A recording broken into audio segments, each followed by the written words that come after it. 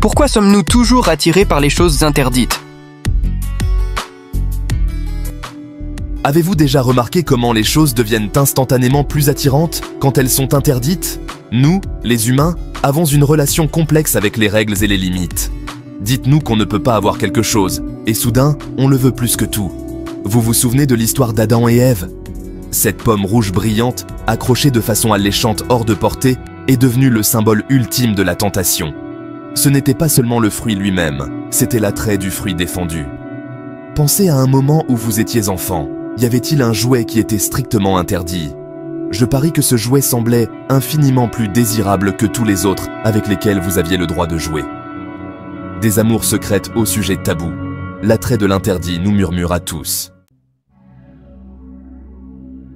L'une des principales raisons pour lesquelles nous trouvons les choses interdites si attirantes est le principe de rareté. Pour dire les choses simplement, nous avons tendance à accorder plus de valeur aux choses lorsqu'elles sont rares ou difficiles à obtenir. Pensez-y. Un article en édition limitée, un billet de concert épuisé, une recette secrète transmise de génération en génération, tous ont une certaine mystique parce qu'ils ne sont pas facilement disponibles. Le fruit défendu, en un sens, devient la ressource rare par excellence.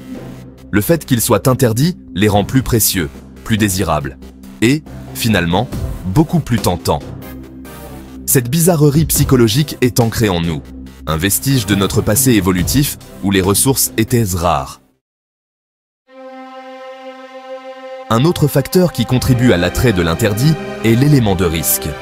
Lorsque nous enfreignons une règle ou franchissons une limite, il y a une excitation, un sentiment d'excitation qui vient du fait de savoir que nous faisons quelque chose que nous ne sommes pas censés faire. Ce comportement de recherche de sensations fortes est lié à la libération de dopamine, un neurotransmetteur associé au plaisir et à la récompense. Lorsque nous nous livrons à des activités risquées ou interdites, notre cerveau libère de la dopamine, créant une sensation agréable qui renforce le comportement.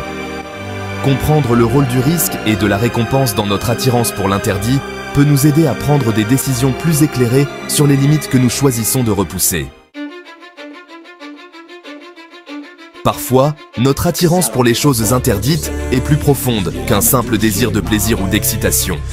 Cela peut être une façon d'exprimer notre individualité, de nous rebeller contre l'autorité ou de définir qui nous sommes et ce que nous défendons. Pensez aux mouvements contre-culturels du passé, la Beat Generation, le punk rock, le hip-hop. Ces mouvements ont souvent embrassé ce qui était considéré comme tabou ou subversif, utilisant l'art, la musique et la mode comme une forme de rébellion contre les normes sociales.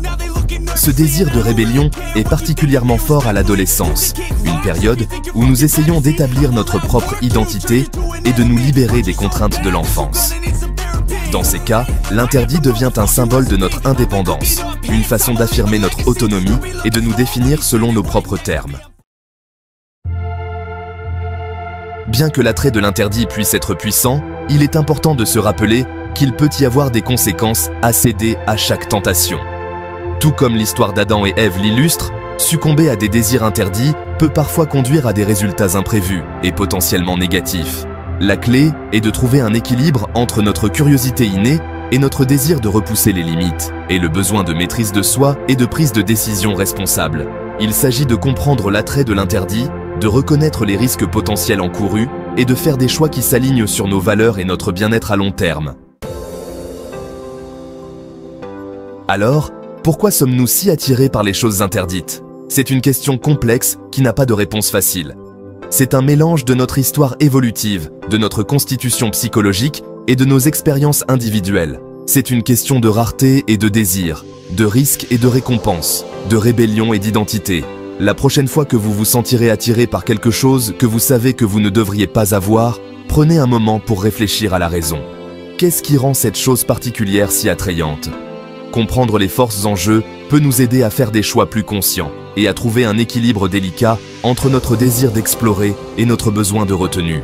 Après tout, les expériences les plus enrichissantes de la vie résident souvent dans la poursuite, et pas nécessairement dans la possession, du fruit défendu.